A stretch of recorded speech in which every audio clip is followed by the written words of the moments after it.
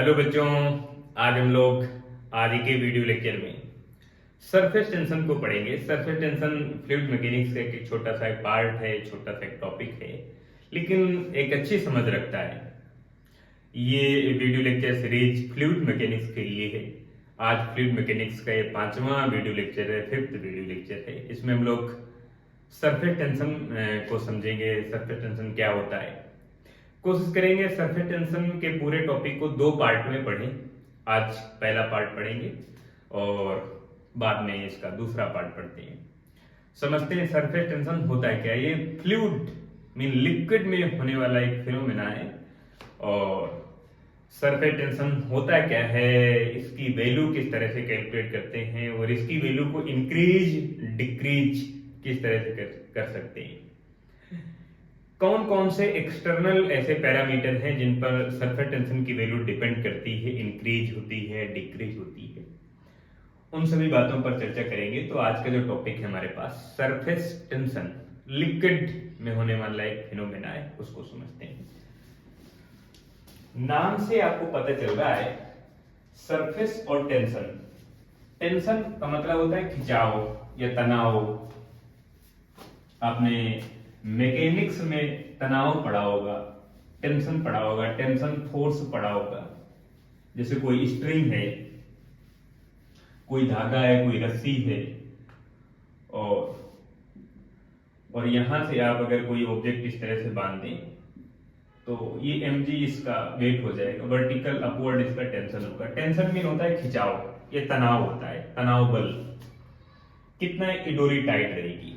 इसी तरह का यहाँ पर कुछ मिलता जुलता टॉपिक है, लेकिन ये लिक्विड में होने वाला टॉपिक है जिसे आप कहेंगे सरफेस टेंशन।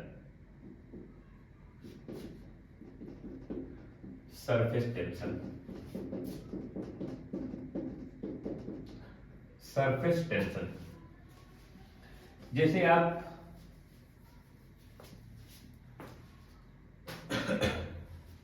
यहां पर हमारे पास कोई एक कंटेनर है, ये कंटेनर है, और इस कंटेनर में मैंने किसी लिक्विड को फिल कर लिया। ये कंटेनर, इसमें लिक्विड को मैंने यहां पर फिल कर लिया। अब यहां पर जो लिक्विड है, ये जो लिक्विड है, आप इसको ऐसा बना सकते हैं जिसमें आप कंफर्ट हो, ऐसा बना सकते हैं। ये लिक्विड हो गया। अब लिक्विड जो इस कंटेनर में फिल किया गया है, जो भरा गया है, इसमें से जो इस लिक्विड के पार्टिकल हैं, जैसे मैं इस लिक्विड को H2O मान लेता हूं, वाटर मान लेता हूं, ये वाटर है, H2O है। तो यहां पर बहुत सारे H2O के पार्टिकल हैं। जो मॉलिक्यूल्स यहां पर है उस पर एक फोर्स इधर लग रहा है, एक इधर लग रहा है, इधर लग रहा है, इधर लग रहा है। इसके आजू बाजू वाले सभी जो मॉलिक्यूल्स हैं, ये सभी इनको अट्रैक्ट करेंगे। यहां पर जो मॉलिक्यूल्स होगा, इस पर फोर्स ऐसे लगेगा। इसके पड़ोसी जितने भी मॉलिक्यूल्स हैं वो सब इनको खींचेंगे। तो जो मॉलिक्यूल्स बीच में होगा उन पर नेट फोर्स 0 होगा, इन पर नेट फोर्स, ये नेट फोर्स 0 होगा। लेकिन जो मॉलिक्यूल्स सबसे ऊपर वाली लेयर पर होंगे, जो मॉलिक्यूल्स सबसे लास्ट वाली लेयर पर होंगे, जो फ्री लेयर है, यहां पर जो मॉलिक्यूल्स होंगे, यहां पर ये मॉलिक्यूल्स इस लास्ट वाली लेयर पर, इस लास्ट वाली सरफेस पर जो मॉलिक्यूल्स होंगे उन पर नीचे वाले जो मॉलिक्यूल्स होंगे फोर्स लगाएंगे, इस तरह से ये फोर्स लगाएंगे। लेकिन इसके अपोजिट में कोई मॉलिक्यूल्स नहीं है जो इसको अट्रैक्ट कर सके और इस वाले फोर्स को रिएक्ट कर सके और नेट फोर्स इसका 0 कर सके। यानी जो सरफेस पर होगा, जो फ्री सरफेस पर मॉलिक्यूल्स होंगे लिक्विड के, उन पर नेट फोर्स 0 नहीं होगा। इस तरह के बहुत सारे मॉलिक्यूल्स होंगे जो सरफेस पर हैं, बट अपसाइड का फोर्स नहीं है, क्योंकि अपसाइड कोई मॉलिक्यूल्स ही नहीं है, डाउनसाइड केवल फोर्स है। तो जो सरफेस पर, इनकी फ्री सरफेस पर जितने भी मॉलिक्यूल्स होंगे उन पर नेट फोर्स 0 नहीं होगा। यहां पर नेट फोर्स 0 नहीं होगा। अब यहां पर जो नेट फोर्स की वैल्यू होगी फ्री सरफेस पर, वो नेट फोर्स की वैल्यू यहां पर 0 नहीं होगी। तो सभी मॉलिक्यूल्स एक दूसरे को अपनी अपनी तरफ खींच रहे हैं, ऐसे सभी मॉलिक्यूल्स एक दूसरे को अपनी अपनी तरफ खींच रहे हैं और नेट फोर्स यहाँ का जीरो नहीं है। इस लेयर को, जो लास्ट वाली लेयर है, इस लेयर को मैं यहां पे बना लेता हूं। ये मेरे पास पार्टिकल हो गए, मॉलिक्यूल्स हो गए, वाटर के मॉलिक्यूल्स हो गए, ये मॉलिक्यूल्स हैं। इस तरह के बहुत सारे मॉलिक्यूल्स होंगे, मैं इतने मॉलिक्यूल्स बना लेता हूँ। फोर्स ऐसे लगेगा, ऐसे लगेगा, ऐसे लगेगा, ऐसे लगेगा, यहाँ पर फोर्स ऐसे लगेगा, ऐसे लगेगा। इसके जस्ट अपोजिट में कोई मॉलिक्यूल्स नहीं है जो इस वाले फोर्स को कैंसिल आउट कर सके। यहाँ पर जो मॉलिक्यूल्स है उस पर फोर्स ऐसे लगेगा, ऐसे लगेगी ये फोर्स, यहाँ पर जो मॉलिक्यूल्स है उस पर फोर्स ऐसे लगेगी, इस तरह से लगेगा। तो इस फ्री सरफेस पर जितने भी मॉलिक्यूल्स हैं वहां पर नेट फोर्स जीरो नहीं होगा।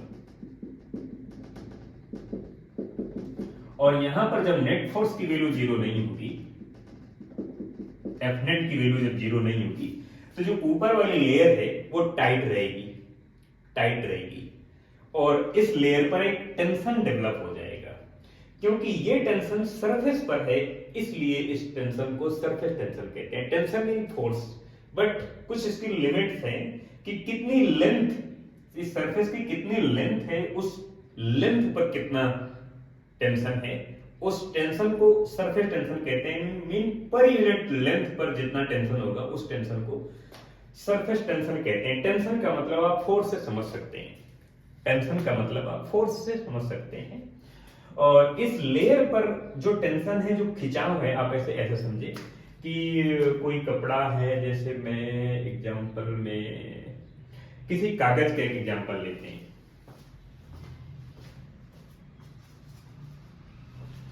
जैसे ये मेरे पास एक कागज है, ये कागज है।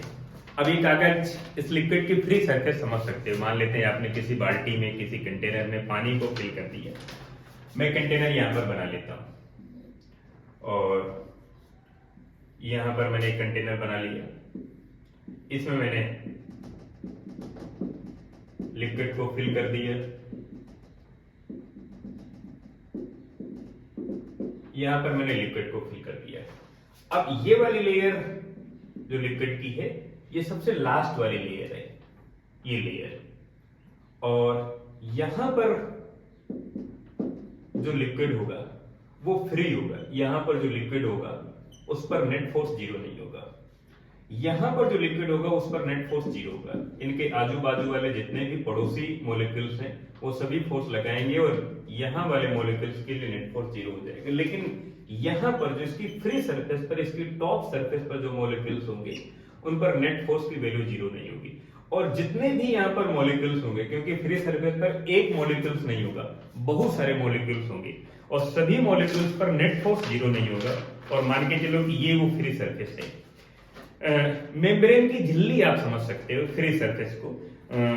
जैसे मैं इस बात को ऐसे समझाऊं आपको, ये मेरे पास फ्री सरफेस हो गई, और इस फ्री सरफेस पर जितने भी मॉलिक्यूल्स हैं उन पर नेट फोर्स की वैल्यू जीरो नहीं है। जब नेट फोर्स की वैल्यू जीरो नहीं है तो यहां की सरफेस इस तरह से टाइट रहेगी, माने इसमें खिंचाव रहेगा, इसमें तनाव रहेगा। और कितना तनाव रहेगा ये डिपेंड करेगा कि यहां पर कितना सरफेस टेंशन है, ये मटेरियल कैसा है, यहां पर जो विस्कस फोर्स है, विस्कस की प्रॉपर्टी है वो किस तरह से है, डिपेंड करेगा कि मटेरियल कौन सा है, यहां पर कितना सरफेस टेंशन है। इस बात की डिपेंडेंसी है कि ये कितना टाइट रहेगा, कितना खिंचा हुआ रहेगा, कितना तना हुआ रहेगा। अगर इसके सरफेस टेंशन को कम किया जाए तो ये दिखने में ऐसा हो जाएगा, थोड़ा लूज हो जाएगा, तो सरफेस टेंशन कम हो जाएगा। और अगर मैंने सरफेस टेंशन को बढ़ाया तो ये टाइट हो जाएगा, इस तरह से ये टाइट हो गया। अगर मैं किसी मटेरियल को डाल दूं, जैसे पानी पर मैं साबुन को डाल दूं, डिटर्जेंट पाउडर को डाल दूं, तो सरफेस टेंशन कम हो जाएगा, डिक्रीज हो जाएगा। अगर मैं लिक्विड को गर्म कर देता हूं, टेम्परेचर देता हूं, तो सरफेस टेंशन कम हो जाएगा। कम होने से जो सरफेस की झिल्ली, जो लास्ट वाली सरफेस थी, उस पर टेंशन पहले इस तरह से था, लेकिन जब मैंने सरफेस टेंशन को डिक्रीज कर दिया तो ये इस तरह से हो जाएगा, थोड़ा ढीला हो जाएगा। जो लास्ट वाली लेयर यहां पर आप देख रहे हैं, ये वाली लेयर देख रहे हैं, ये सरफेस में जो खिंचाव है, ये खिंचाव कम हो जाएगा और ढीला हो जाएगा। ये सरफेस टेंशन है। सरफेस, किसी लिक्विड की सरफेस, किसी लिक्विड की सरफेस में जो खिंचाव होता है, जो तनाव होता है, उस तनाव को सरफेस टेंशन कहते हैं।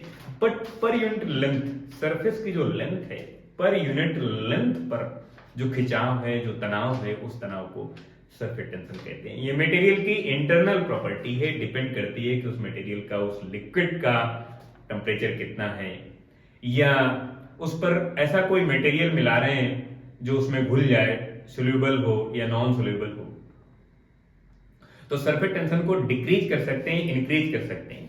ये सरफेस टेंशन की प्रॉपर्टी होती है।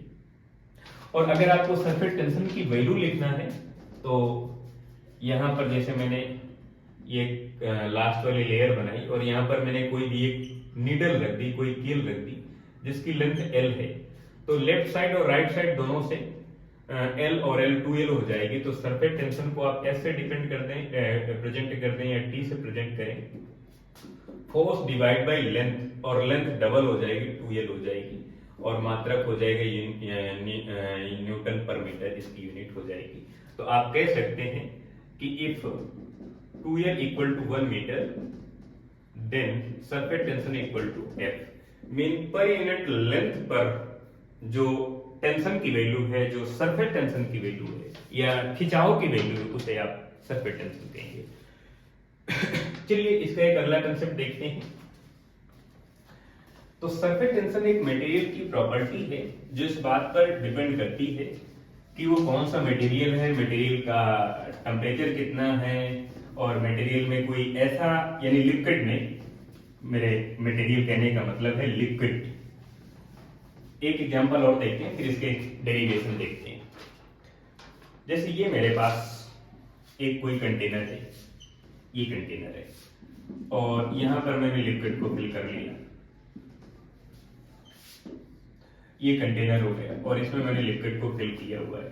तो जो लास्ट वाली लेयर है, ये लास्ट वाली लेयर आपको दिख रही है, सबसे ऊपर की तरफ जो लेयर दिख रही है, यहां पर जितने भी मॉलिक्यूल्स होंगे, जितने भी मॉलिक्यूल्स होंगे, इन पर नेट फोर्स की वैल्यू जीरो नहीं होगी। नेट फोर्स की वैल्यू जीरो नहीं होगी क्योंकि इनके अपोजिट, इनके ऊपर कोई मॉलिक्यूल्स नहीं है जो इनके नीचे वाले फोर्स का अपोज कर सके।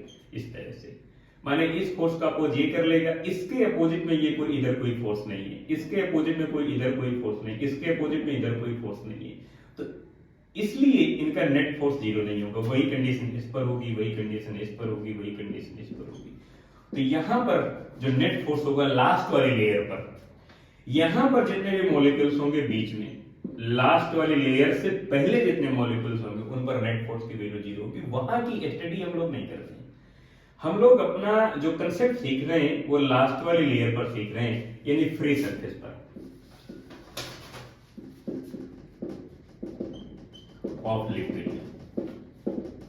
जो सरफेस की, जो लिक्विड की फ्री सरफेस है, उस फ्री सरफेस पर कितना खिंचाव है, कितना तनाव है पर यूनिट लेंथ पर, उस लेंथ को हम लोग कह रहे हैं, उस खिंचाव को कह रहे हैं सरफेस टेंशन कह रहे हैं। जैसे इस तरह से आप रख सकते हैं, और अभी इसमें खिंचाव इस तरह से देख पा रहे हैं, ऐसे देख पा रहे हैं। मैं अपनी बात को दोबारा दोहराऊं, इस तरह से खिंचाव देख रहे हैं। तो फ्री सरफेस पर जो खिंचाव होता है, आप पर्दा समझ सकते हैं, पर्दा को आप टाइट कर दें और उसमें गेंद फेंक कर मारे, प्लास्टिक कोई हल्की गेंद फेंक कर मारे, तो पर्दे को पार नहीं कर पाएगी या पर्दे में गड्ढा नहीं बन पाएगा।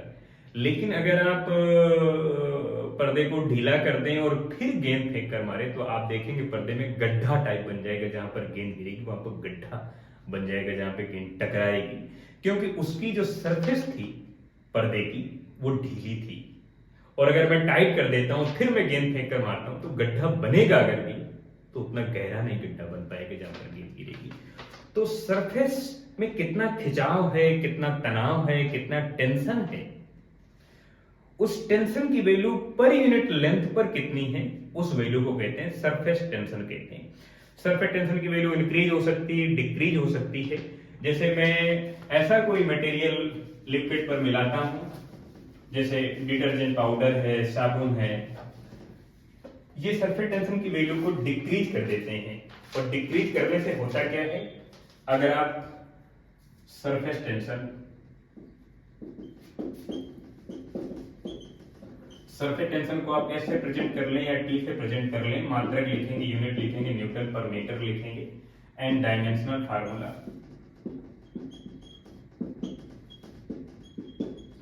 Newton mean force mlt-2 divide by metre mean length, L से कैंसिल आउट हो जाएगा, मीन ml0 t-2 हो जाएगा। ये इसका डायमेंशनल फार्मूला हो जाएगा। और ध्यान रखना कि अगर आप टेम्परेचर इंक्रीज करते हो तो सरफेस टेंशन की वैल्यू डिक्रीज होती है। अगर आप कोई सॉप या डिटर्जेंट पाउडर अगर आप डालेंगे तो सरफेस टेंशन की वैल्यू जो होगी वो डिक्रीज हो जाएगी। कैसे? जैसे आपने देखा होगा, आप कपड़े धुल रहे हैं, तो कपड़े धुल रहे हैं तो ये पैंट है, ये कोई कपड़ा है, इसमें धागे इस तरह से होते हैं, रेसे इस तरह से होते हैं।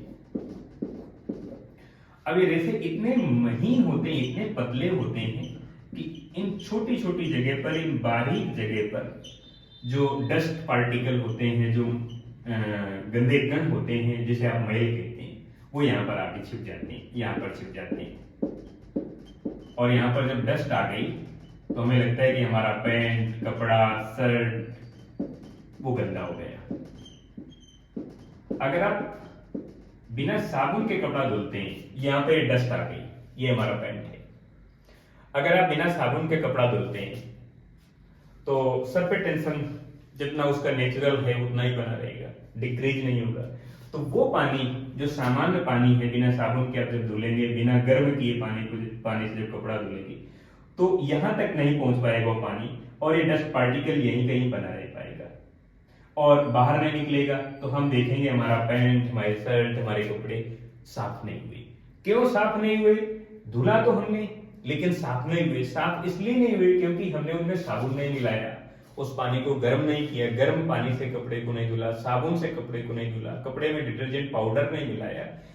इसलिए सरफेस टेंशन कम नहीं हुआ, और कम न होने की वजह से डस्ट पार्टिकल बाहर नहीं निकल पाए। लेकिन अगर मैं इसमें गर्म पानी डाल दूं या पाउडर, डिटर्जेंट पाउडर मिला के इस पानी को यहाँ पर डालूं और फिर उस पाउडर मिले हुए पानी से कपड़े को अगर धुलूंगा तो सरफेस टेंशन डिक्रीज हो जाएगा। डिक्रीज का मतलब पानी पतला हो जाएगा। आपने कभी गौर किया कि अगर आप पाउडर मिला दें पानी में, डिटर्जेंट पाउडर मिला दें, तो पानी पतला हो जाता है। पतला होने का मतलब उसका सरफेस टेंशन कम हो जाएगा। मेम्ब्रेन जैसी जो झिल्ली थी वो ढीली हो गई है, अब ढीली हो गई, पहले टाइट थी, अब ढीली हो गई, टेंशन कम हो गया। टेंशन मीन सरफेस टेंशन कम हो गया। अब जब इसमें डिटर्जेंट पाउडर मिला देंगे तो पानी पतला हो जाएगा, सरफेस टेंशन कम हो गया। अब वो पानी पतला होने की वजह से इसके हर एक पार्टिकल, हर एक डस्ट पार्टिकल तक पहुंच जाएगा और यहां से डस्ट पार्टिकल को बाहर निकाल देगा, बाहर निकाल देगा, और बाहर निकल गया, ये पानी के साथ बाहर निकल गया। अब पैंट बिल्कुल साफ हो गया, तो हम कहते हैं पैंट साफ हो गया और पानी गंदा हो गया। पानी इसलिए गंदा हो गया क्योंकि यहाँ की डस्ट पार्टिकल, यहाँ की डस्ट पानी के साथ मिल गई और पैंट साफ हो गया, कपड़ा साफ हो गया, पानी गंदा हो गया। जबकि पहले पानी साफ था, पैंट गंदा था, लेकिन बाद में पैंट साफ हो गया, कपड़ा गंदा, पैंट साफ हो गया, पानी गंदा हो गया, क्योंकि